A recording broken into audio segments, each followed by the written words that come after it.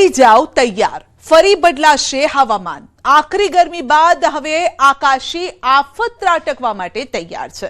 બે આગાહીકારોની આગાહી છે કે આવતા અઠવાડિયે માવઠાનો રાઉન્ડ પાક્કો છે અને માવઠાની આ ઘાતને લઈને ખેડૂતોના માથે સંકટ તોડાઈ રહ્યું છે।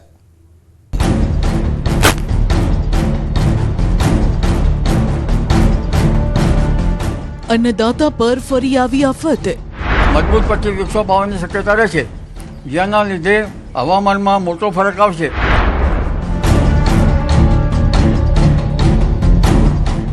માથું ફાડી નાખે તેવી ગરમીમાંથી હવે માવઠું। ગરમી વચ્ચે જ્યારે 25 વિક્ષોભ આવતો હોય છે ત્યારે કરા પડવાની શક્યતા રહેશે। એટલે ગુજરાતના ભાગોમાં લગભગ આ અરસામાં વાયુ સાથે કરા પડવાની શક્યતા રહેશે।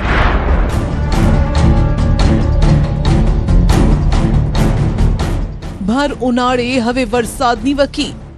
एक ऐसा खतरा मंडरा रहा है लगभग 18 मार्च के आसपास, यानी अभी अगले हफ्ते के अंत तक ही हमें कुछ जगहों पे फिर से एक बार बेमौसमी बारिश देखने मिल सकती है।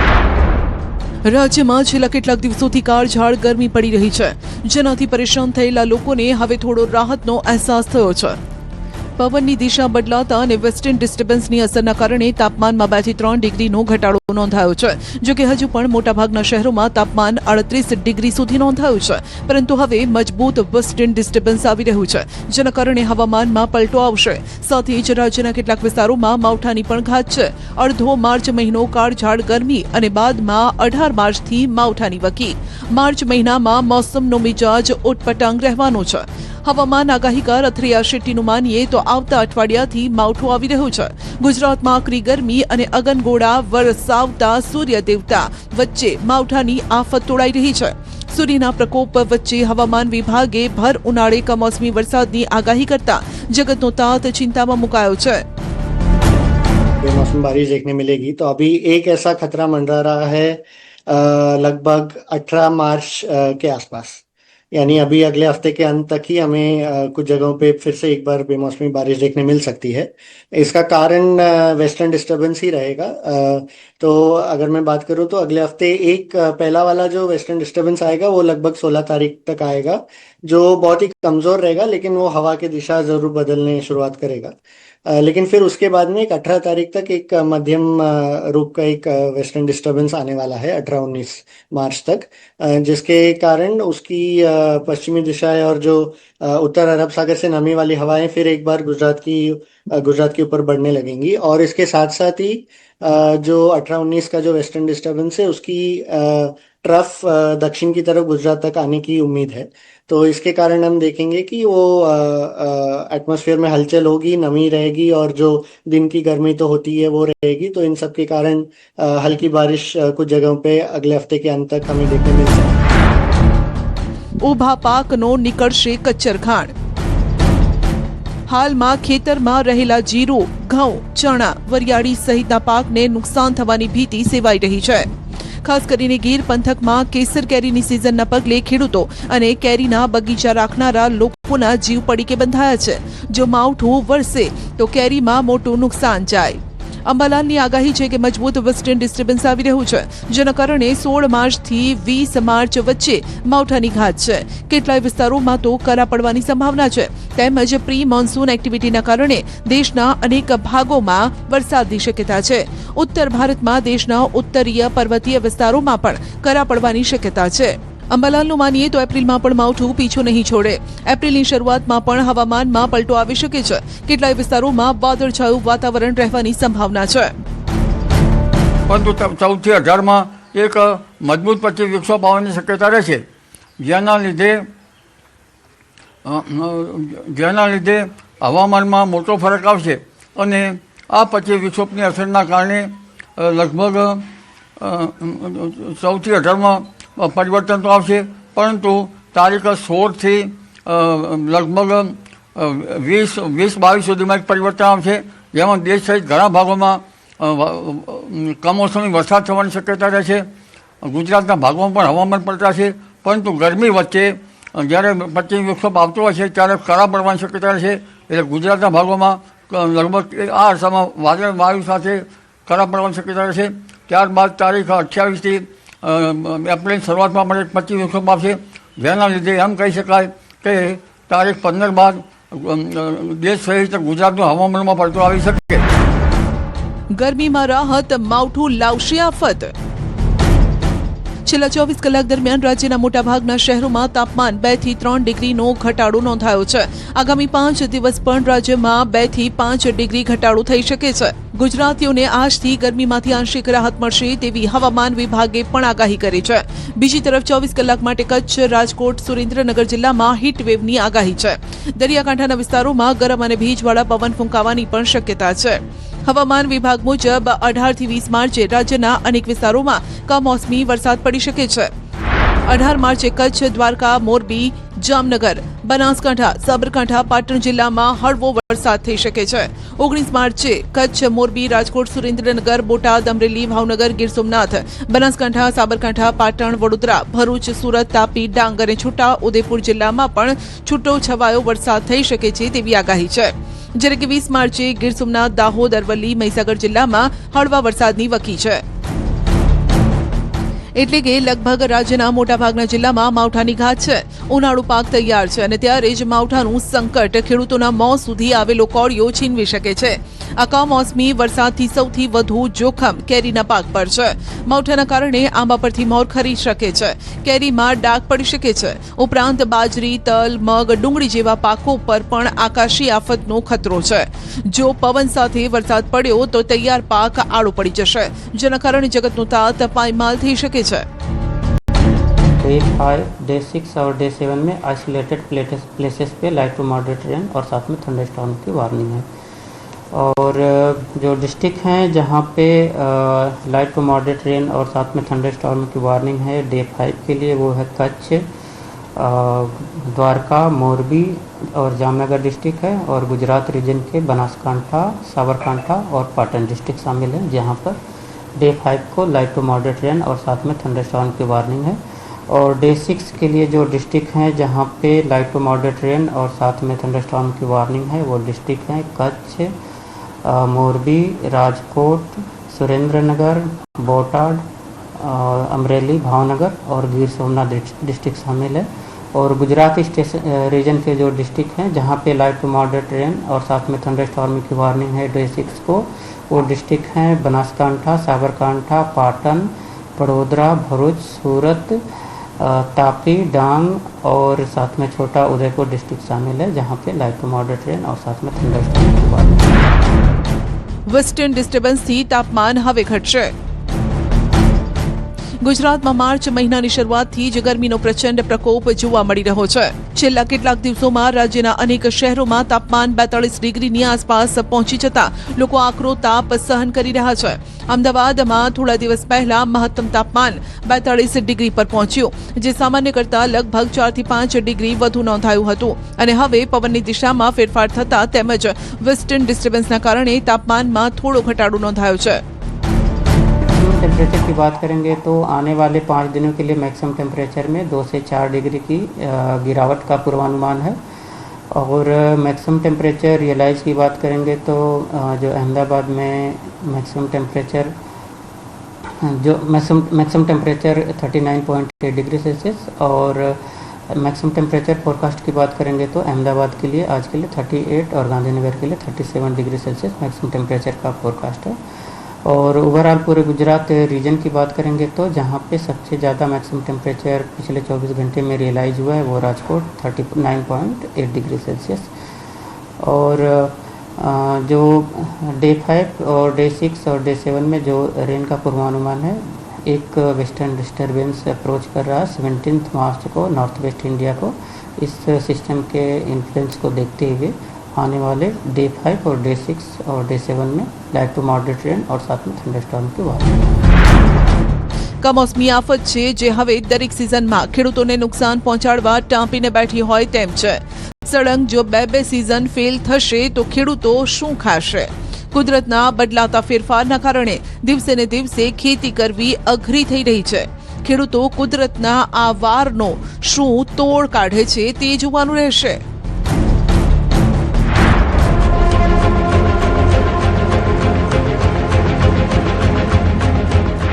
પર્યાવરણ પર મહાયુદ્ધનો પ્રભાવ.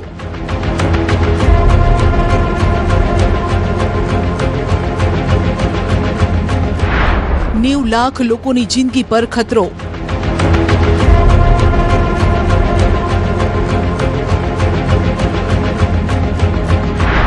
ઈરાનમાં કાળા વરસાદ અને એસિડ વરસાદનો ડર.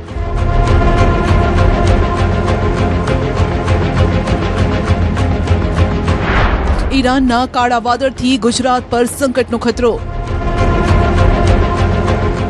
પશ્ચિમ એશિયામાં અત્યારે યુદ્ધની આગ ભડકી છે.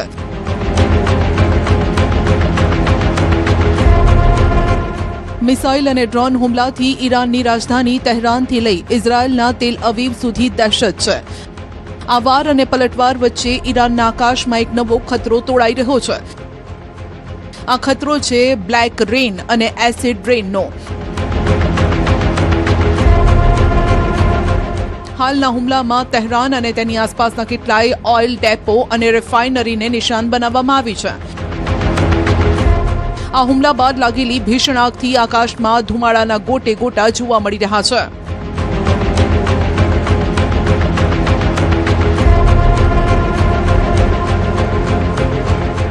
ક્રૂડ ઓઇલ અને રસાયણો બળતા સલ્ફર ડાયોક્સાઇડ, નાઇટ્રોજન ઓક્સાઇડ અને ધુમાડાના કણો વાતાવરણમાં ફેલાઈ જાય છે. જ્યારે આ કણો વરસાદ સાથે ભળે છે ત્યારે તે કાળા વરસાદનું રૂપ ધારણ કરી શકે છે, જેના કારણે 90 લાખની વસ્તીના સ્વાસ્થ્ય અને પર્યાવરણ પર ખતરો તોડાઈ રહ્યો છે.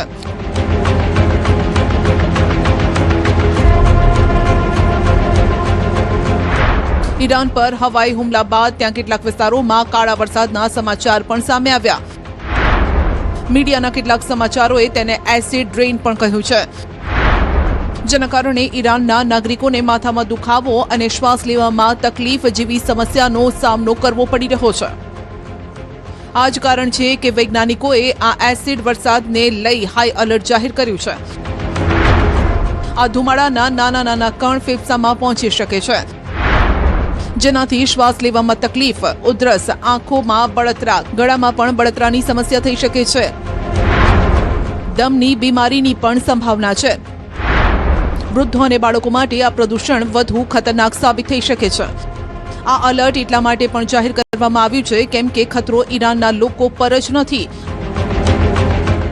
આ ધુમાડો અને એસિડ વરસાદ સરહદો ઓળંગી શકે છે.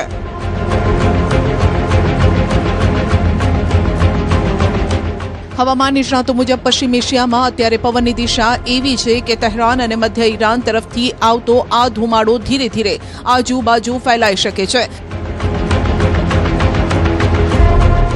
જેની સૌથી પહેલી અસર ખાડી દેશોમાં પડવાની સંભાવના છે. કુવૈત, બહેરીન, કતાર અને સંયુક્ત આરબ અમીરાત જેવા દેશો પર પ્રદૂષિત કણ પહોંચી શકે છે.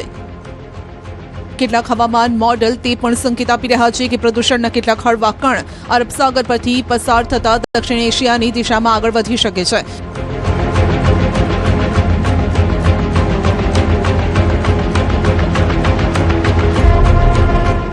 એટલે કે યુદ્ધની આગ માત્ર સરહદો સુધી મર્યાદિત નથી રહેતી, પરંતુ તે આગ સમગ્ર વિસ્તારના પર્યાવરણ અને કેટલાય લોકોના આરોગ્ય પર ભારે પડી શકે છે. પરંતુ પર્યાવરણ નિષ્ણાતોનું માનવું છે કે આ ધુમાડો અને એસિડ રેન ભારત સુધી પહોંચવાની સંભાવના ઓછી છે. તેનું મોટું કારણ છે ભૌગોલિક અંતર અને પવનની દિશા.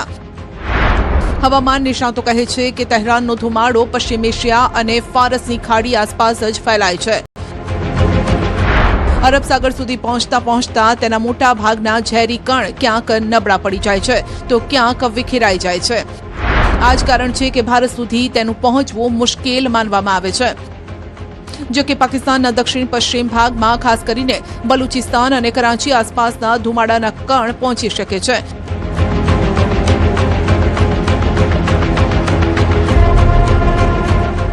માટે આ સમગ્ર વિસ્તાર પર વૈજ્ઞાનિકોની નજર છે.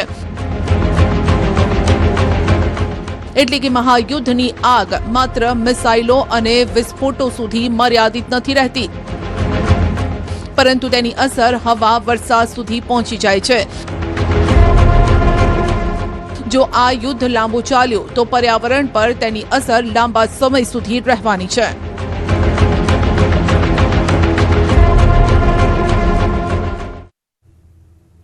ખરી સિઝનમાં જ વધ્યા લીંબુ મરચાના ભાવ. ઉનાળાની તરસ છિપાવતું લીંબુનું શરબત લોકોના દાંત ખાટા કરી રહ્યું છે, તો મરચાની ભૂકીએ લોકોની આંખો લાલ કરી દીધી છે. લોકો હવે કહી રહ્યા છે કે થોડું ખાઓ, થોડું ખરીદો અને થોડું જ ખાઓ.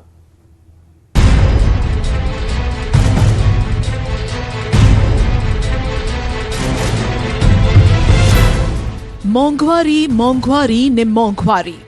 ગરમીની દુનિયાભરની છે, બરાબર. આવક ઓછાને લીધે ભાવ વધી ગયા છે. હમણાં એ તો આ 1 મહિના પહેલા તો 50-60 રૂપિયા કિલો લીંબુ હતા. ભાવ જોઈને નવીન લાગ્યું કે આટલા બધા ભાવ.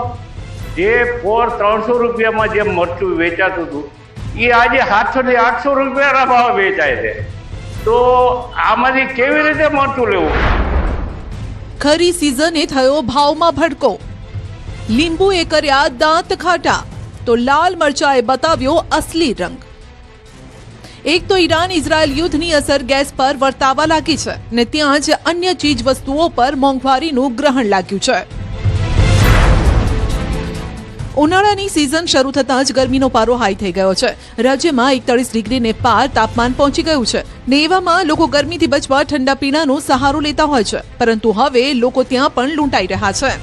લીંબુના વધેલા ભાવે લોકોના ખિસ્સા નીચવી નાખ્યા છે.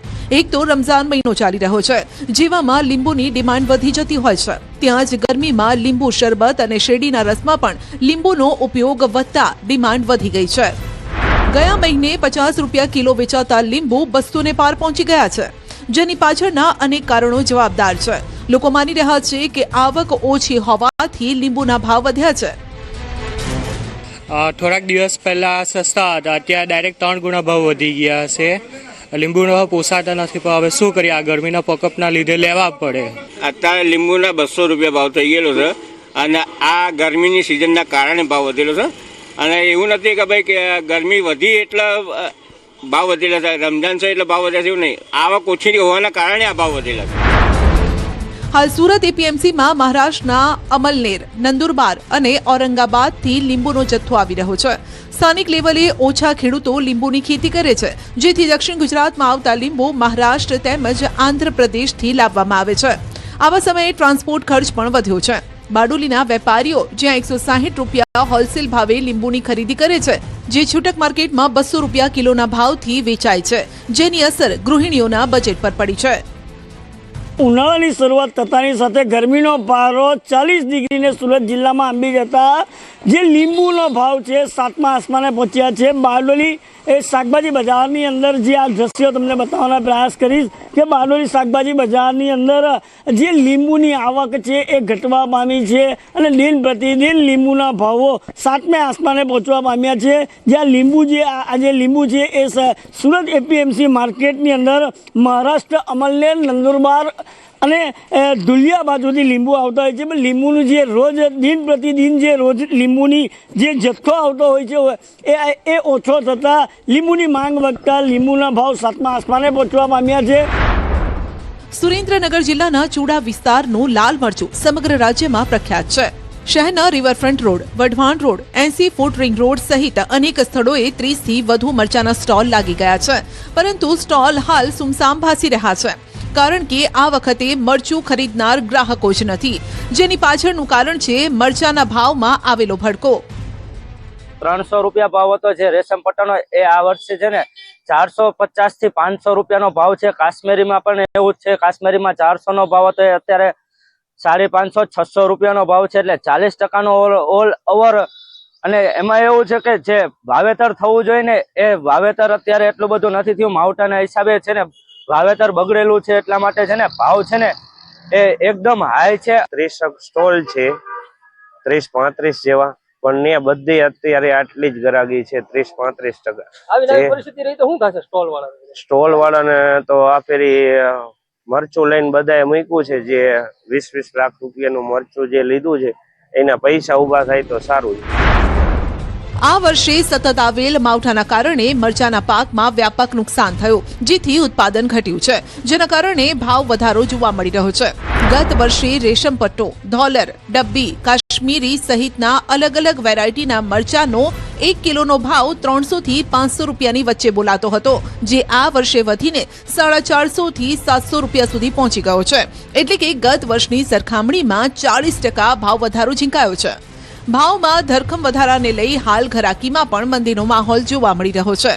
ગત વર્ષની સરખામણીમાં 30% જેટલી ઘરાકી ઘટી છે. ઘરાકીમાં મંદીનો માહોલ સર્જાતા વેપારીઓની ચિંતા પણ વધી છે, કારણ કે લાખો રૂપિયાનો મરચાનો સ્ટોક કરનાર વેપારીઓમાં હાલ ચિંતા એ છે કે આ સ્ટોક પડી રહ્યો તો શું થશે. પરિણામે બીજી તરફ ગ્રાહકો પણ જે 10-10 કિલો મરચું ભરતા હતા તે હવે 2 કિલો મરચું ભરીને કામ ચલાવી રહ્યા છે. દર વખતે હું 7 કે 8 કિલો મરચું ભરું છું, પણ આ વખતે 2 કિલો ભરું છું, કેમ કે હવે પછીની સિઝનમાં કદાચ સમયમાં ભાવ ઘટે એવી શક્યતા હોય, એના માટે 2 કિલો મરચું લીધું, વળી પાછું 2 કિલો દર વખતે એક સાથે 7 થી 8 કિલો મરચું લે છે. રેશમ પટ્ટો, ડબ્બી, કાશ્મીરી આ બધાનો ભાવ 30 થી 40% ઊંચો છે. ઉનાળો શરૂ થતાં જ સૌરાષ્ટ્રમાં જળ સંકટના એંધાણ. ગીર સોમનાથના ગામડાઓમાં પાણી નથી પહોંચતો તો ડેમોની સ્થિતિ પણ ચિંતાજનક છે. 5 જિલ્લામાંથી માત્ર એક જ જિલ્લામાં 50%થી વધુ પાણીનો જથ્થો બતાવે છે કે ઉનાળામાં ડેમ તળિયા ઝાટક થઈ જશે કે કેમ. અમારે દૂર દૂર ખેતરે પાણી ભરવા જવું પડે છે. અમને પીએ હું પાણી 1 મહિનો દી થઈ ગયો, પાણી નથી આવતું. દેવભૂમિ દ્વારકામાં 22%, જામનગરમાં અંદાજે 38%, મોરબીમાં 50%, રાજકોટમાં 53% અને સુરેન્દ્રનગરમાં 40% ડેમ ભરાયેલા છે. આનાથી કહી શકાય કે કૂવામાં હોય તો હવાડામાં આવે ને. જ્યારે ડેમ જ તળિયા ઝાટકની સ્થિતિમાં પહોંચી ગયા હોય તો ગામડાના ઘરે ઘરે પાણીના સપના જોવા નિરર્થક છે. ઉનાળાની શરૂઆતમાં ગીર સોમનાથના ગામડાઓની શું સ્થિતિ છે તે જાણવા માટે અમારી ટીમ પહોંચી સૂત્રાપાડાના ધામડેજ ગામ, જ્યાં મહિલાઓ હાથમાં ખાલી બેડલા લઈ પાણી આપોના નારા લગાવતી હતી. અમને જોઈ તેમને આશા જાગી કે તેમની સમસ્યાને વાચા આપનાર કોઈક તો છે, કારણ કે છેલ્લા 1-1.5 મહિનાથી આ ગામે પાણીના દર્શન નથી કર્યા ને આ પહેલી વખતની સમસ્યા નથી. દર ઉનાળે અહીં બેડલા ખાલી જ રહે છે અને ગામ તરસ્યું રહે છે. સરપંચ તેના પાણી ભરવા આવ્યા છે, આજ મારા ભાગમાં પાણી આવ્યું નથી, તો હવે મહિના દિવસથી પાણી આવતું નથી, મારા બાલ બચ્ચાને પીરાવું હું ને સરપંચ પણ પાણી લખાવે તો અહીં હવે આવીએ તો ભાગમાં આવે તો પાણી, નીકર ગામ વિસ્તારમાં દુનિયાની માણસું છે તો કઈ પાણી ભાગમાં આવે ને અમે પીએ હું. અચ્છા, ગામમાં નળ છે? નહીં, નળ નથી ગામમાં. ગામમાં ઘરે ઘરે નળ નથી? નહીં, ઘરે ઘરે નળ તો છે પણ નળમાં પાણી, ટાંકામાં પાણી આવે તો નળમાં પાણી આવે ને.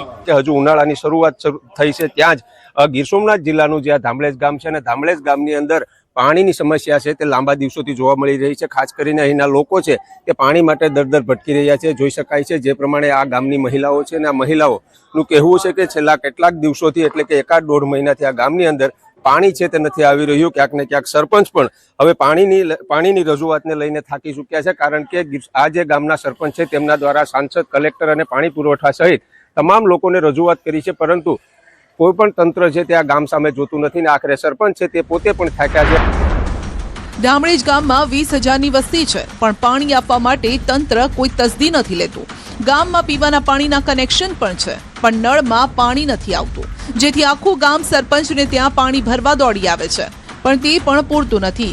વારંવાર રજૂઆત બાદ પણ સમસ્યાનો ઉકેલ ન આવતા લોકો રસ્તા રોકી ચક્કાજામ કરવાની ચીમકી આપી રહ્યા છે.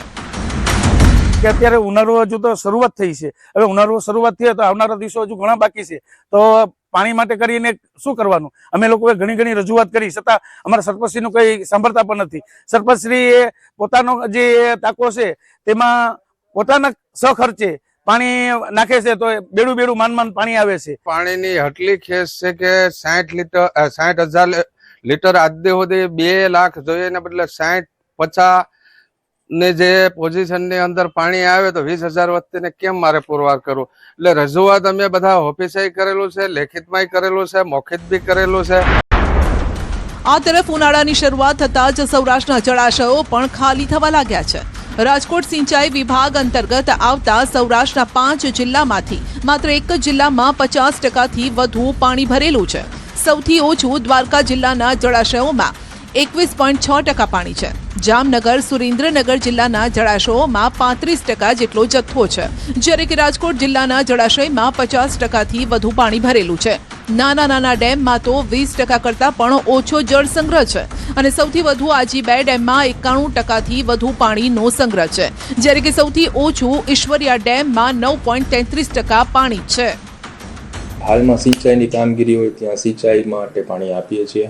જે ડેમ વોટર સપ્લાય માટે રિઝર્વ છે તેમાંથી પાણી પીવા માટે આપીએ છીએ અને કોર્પોરેશન કે નગરપાલિકા કે વોટર સપ્લાયની બોડીને રિક્વાયરમેન્ટ મુજબ સૌની વિભાગ દ્વારા પાણી ડેમોમાં ઠલવવામાં આવે છે. તો સમગ્ર દક્ષિણ ગુજરાત માટે જીવાદોરી સમાન ગણાતા ઉકાઈ ડેમમાં હાલ પૂરતો પાણીનો જથ્થો ઉપલબ્ધ હોવાનો દાવો થઈ રહ્યો છે. ડેમમાં ગત વર્ષની સરખામણીએ હાલની સ્થિતિએ 3% જેટલું વધુ પાણી છે. તાપી સહિત દક્ષિણ ગુજરાતના લોકોને તેમજ ખાસ કરીને ઉદ્યોગોને અને જગતના તાત એટલે કે ખેડૂતોને સિંચાઈના પાણીની ઉનાળામાં તંગી નહીં સર્જાય તે પ્રકારની વાત થઈ રહી છે. તાપી ઉકાઈ ડેમમાં હાલ 75%થી વધુ પાણીનો જથ્થો છે. હાલની સ્થિતિએ ઉકાઈ ડેમની સપાટી 334.39 ફૂટ છે. તેનાથી એવો દાવો થઈ રહ્યો છે કે દક્ષિણ ગુજરાતના લોકો માટે આગામી 2 વર્ષ સુધી આ પાણી ચાલી શકે છે, એટલે કે પાણીની સમસ્યાનો કોઈ સવાલ જ નથી. ડેમમાં 4926 જેટલો MCM જેટલો પાણીનો જથ્થો છે, જે પર્યાપ્ત માત્રામાં છે. આટલા જથ્થાને પર્યાપ્ત જથ્થાને જોવા જતાં આગામી 2 વર્ષ સુધી આપણે દક્ષિણ ગુજરાતમાં પાણીની સમસ્યાનો કોઈ પ્રશ્ન નહીં રહે.